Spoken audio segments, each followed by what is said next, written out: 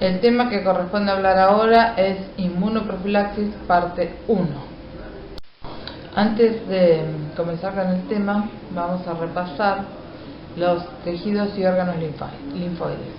Sabemos que existen los tejidos, los órganos organizados, encapsulados como el timo, los ganglios linfáticos, la médula ósea y el vaso. Y por el otro lado tenemos acumulaciones difusas de tejido linfoide. Esto es un tejido no encapsulado y los encontramos en las amígdalas, denominados NALT, en los tejidos linfoide bronquial, como el BALT, la lámina propia en el aparato digestivo, GALT, las placas de Peyer también son del aparato digestivo, están en el intestino, y el tejido linfoide urogenital. A estos se los llaman tejidos no encapsulados asociados a las mucosas. Dentro de los mecanismos de defensa podemos clasificarlos, los mecanismos innatos y los mecanismos adquiridos. Dentro de los mecanismos innatos tenemos mecanismos innatos externos, que son estas las barreras físicas como la piel, las barreras químicas de distintos pHs, por ejemplo el pH del estómago, que es 2, y es imposible que viva un patógeno, y la flora autóctona, como por ejemplo el bacilo de Döderlein, que protege el sistema urogenital. Por otro lado tenemos los mecanismos internos innatos, se denominan estos a las células asesinas, son las natural killer, el interferón y el complemento. Esos serían entonces los mecanismos innatos. Dentro de los otros mecanismos encontramos los mecanismos adquiridos, en donde encontramos a las células como los linfocitos y los moleculares, que son los anticuerpos, de los cuales vamos a hablar en este tema. La respuesta inmunitaria tiene dos componentes, el componente humoral y el componente celular. El componente humoral, el objetivo, es la producción de anticuerpos por medio de las células plasmáticas. Estos anticuerpos van a ir dirigidos a los agentes extraños, tales como los virus, que salen de una célula para infectar a otras. Por otro lado, la respuesta inmune celular está dirigida a destruir esas células infectadas para evitar que puedan seguir generando efectos infecciosos y por lo tanto diseminar la infección. De todo lo anteriormente expuesto, podemos decir que la inmunidad protectora puede clasificarse en dos formas: la inmunidad activa y la inmunidad pasiva. La inmunidad activa es con la administración de antígenos, ya sea por la inmunidad natural, por cuando nos enfermamos con una infección. Antiguamente se decía que cuando había algún chiquito en el jardín infectado o cursando alguna enfermedad infecciosa, convenía llevar a los demás niños para que se contagien y así de esta forma adquirir la inmunidad.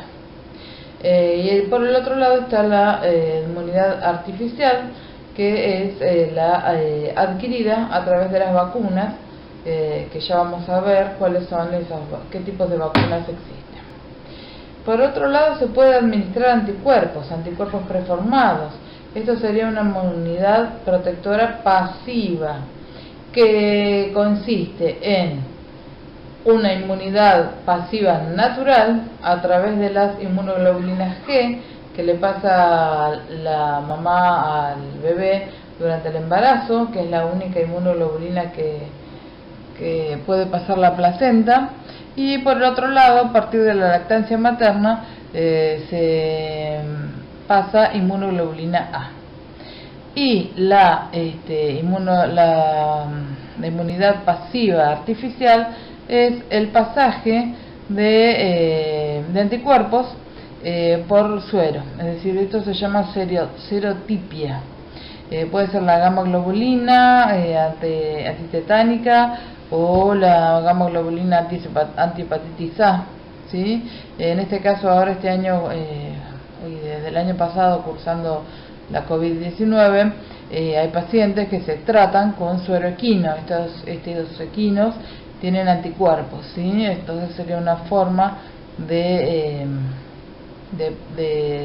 adquirir pasivamente inmunidad artificial, ¿sí? Con anticuerpos preformados. Es tan importante la vacunación, los esquemas de vacunación, que forman parte de una de las medidas de prevención primaria sobre las personas. Vamos a ver ahora cómo es la respuesta inmune primaria y secundaria frente a un antígeno timodependiente.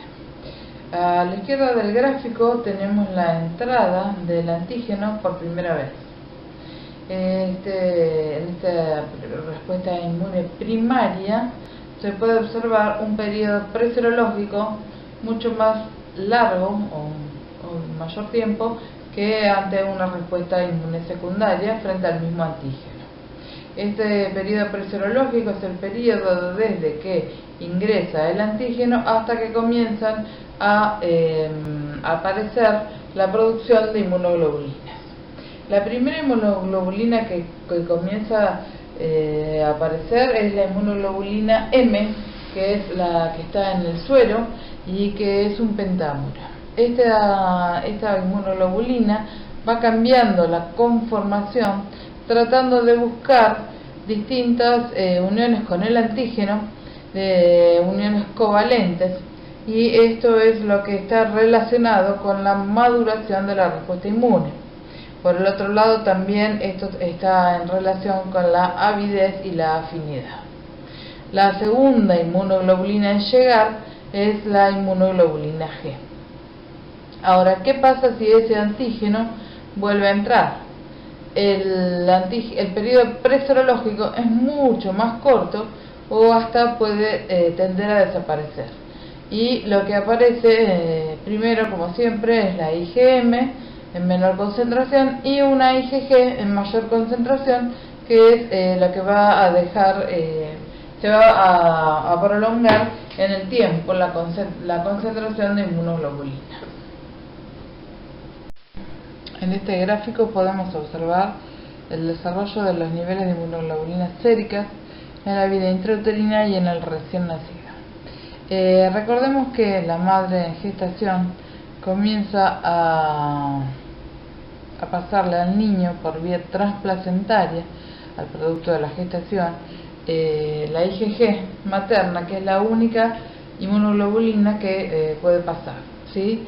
A partir de la 10ª semana de gestación. Llegando a un pico máximo en la semana 38, es decir, en el nacimiento, y a partir del nacimiento esa inmunoglobulina materna, inmunoglobulina G materna, comienza a metabolizarse hasta que antes de la 10ª semana del recién nacido ya no queda nada. Y recién el recién nacido, comienza a producir su propia IgG a partir de las 8 semanas después del nacimiento. Por otro lado, el niño produce su propia IgM en la vida intrauterina a partir de la semana 20. Con respecto a las otras inmunoglobulinas, tenemos la inmunoglobulina A, que es materna, que pasa con el calostro a partir del nacimiento, y aproximadamente después de los 2 meses comienza a producir sus propias inmunoglobulinas A, B y E el recién nacido. Este gráfico nos indica que es muy importante la vacunación en la mamá gestante. Bueno, vamos a ver algunas definiciones acerca de las vacunas.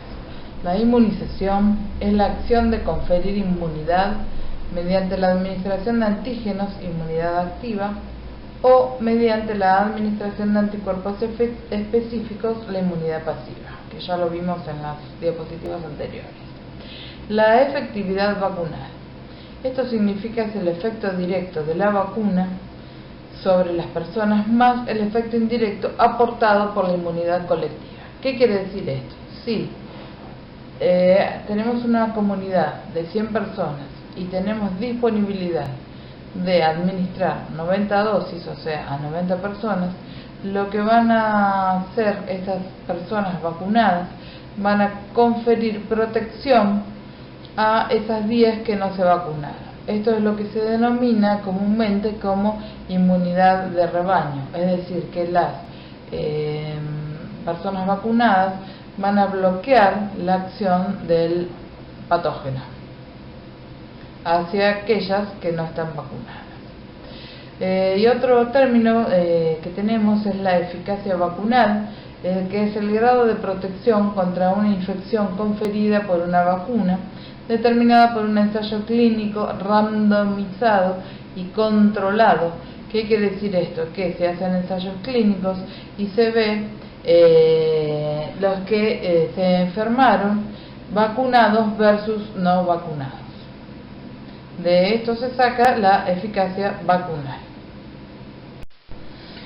Otra definición teórica es la eficacia protectiva, que es el riesgo de enfermar de una población vacunada versus otra población similar no vacunada. Y la inmunidad colectiva es el estado de inmunidad poblacional que previene el desarrollo de epidemias. Es decir, que esto estamos hablando de un término poblacional, cuando es el menor riesgo que se ofrece para todo el grupo y no solo para los vacunados. ¿Cuándo se debe indicar la vacuna? Se debe indicar para proteger al individuo contra una enfermedad determinada. Es un componente de una inmunidad de grupo, es decir, que si se alcanzan valores mayores del 80% de la población vacunada, esto será una barrera eficiente para evitar la difusión de una enfermedad transmisible en la comunidad. Por otro lado, es un medio eficaz para inmunizar contra agentes causales cuya fase extrahumana no es accesible a los métodos de saneamiento, como por ejemplo tétanos, la fiebre amarilla selvática. Lo que es importante acá es destacar cuáles fueron las incorporaciones de las vacunas en el calendario a partir del año 2017. Se incorporó la vacuna contra el virus del papiloma humano en varones nacidos en 2006, es decir, que a partir de los 11 años. En estas fueron 2 dosis separadas por 6 meses.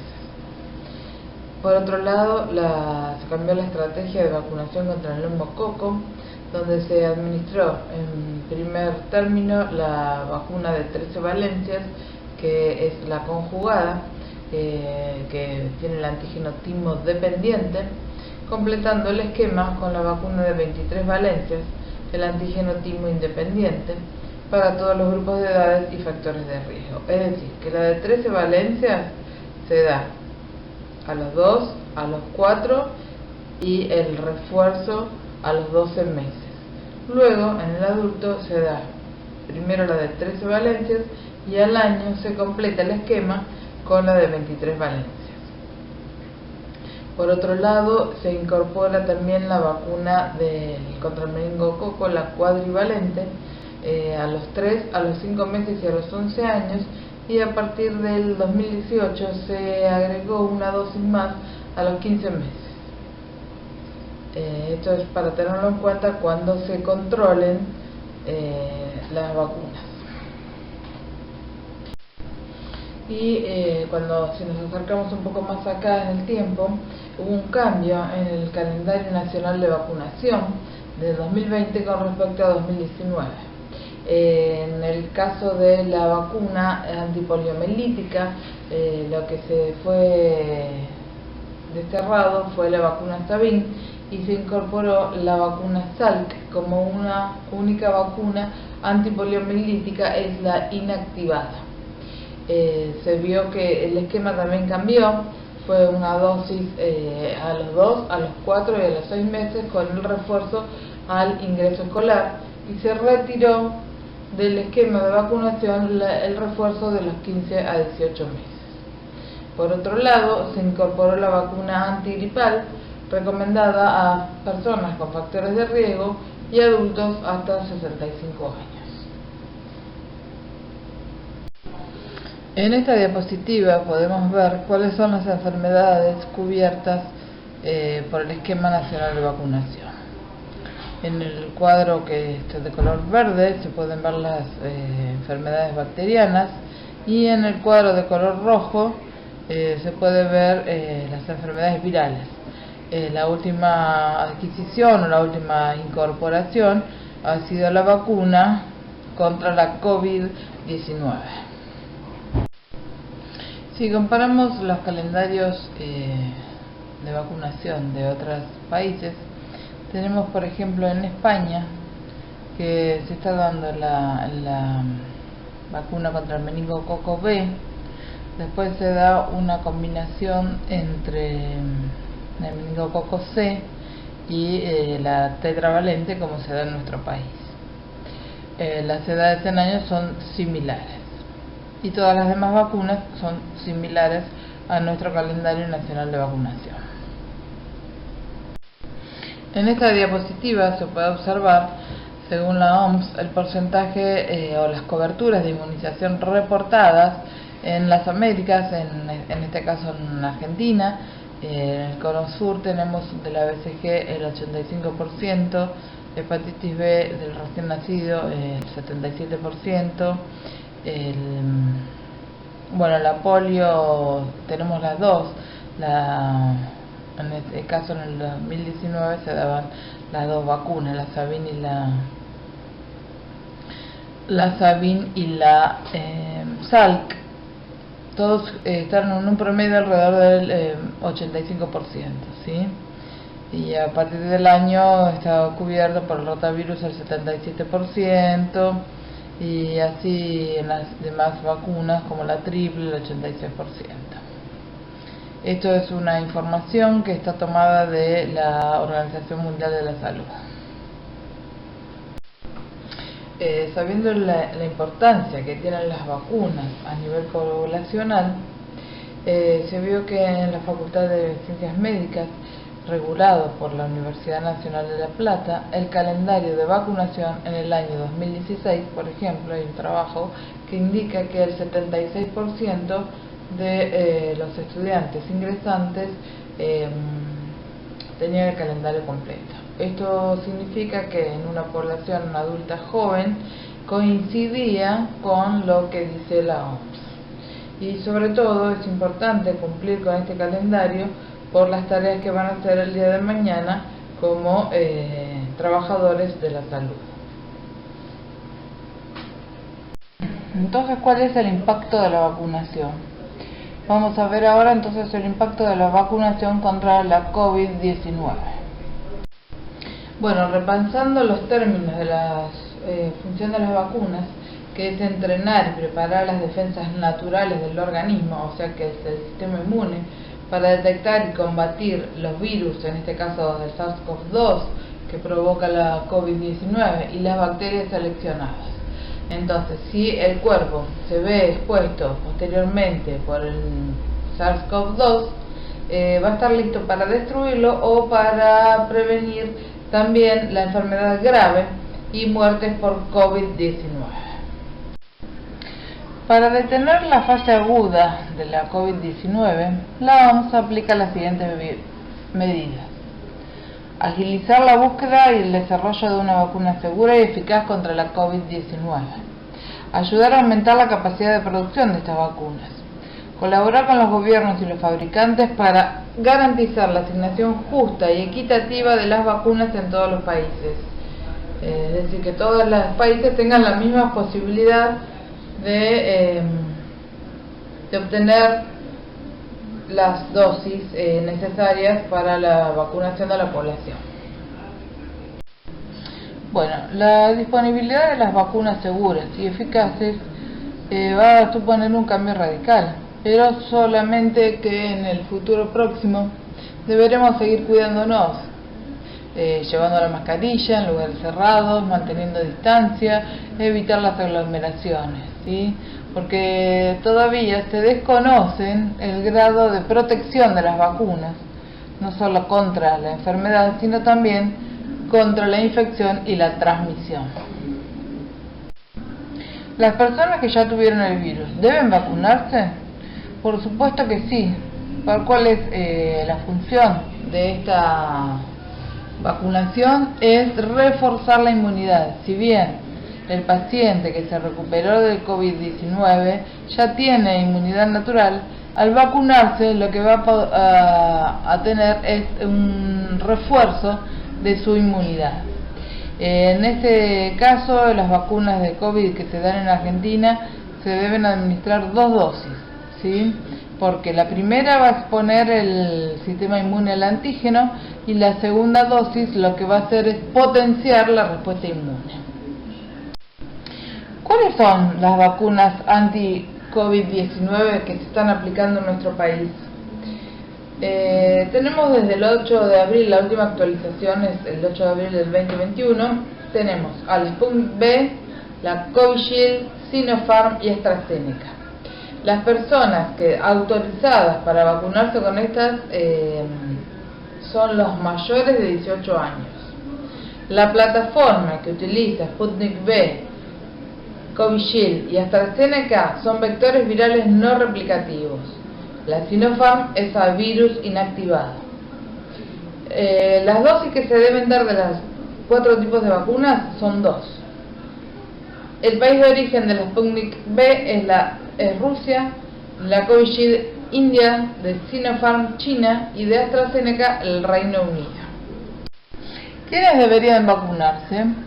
Según la OMS, las vacunas contra la COVID-19 son seguras para la mayor parte de las personas de mayores de 18 años, incluidas las que presentan afecciones previas de cualquier clase, como los trastornos autoinmunitarios, y las afecciones pueden ser hipertensión, diabetes, asma, enfermedad pulmonar, hepática y renal, así también como infecciones crónicas estables y controladas.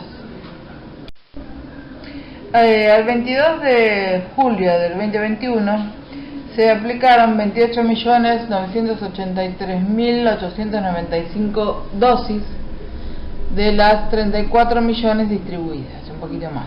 Con una dosis hay 23.135.465 y vacunados con 2 dosis 5.848.430 personas. En esta diapositiva podemos ver las dosis distribuidas en la provincia de Buenos Aires, 13.405.570, de las cuales se aplicaron 8.922.154 personas con la primera dosis y con la segunda dosis 2.193.208 en el día 22 de julio de 2021. También se puede observar Cava, Catamarca, Chaco, Chubut.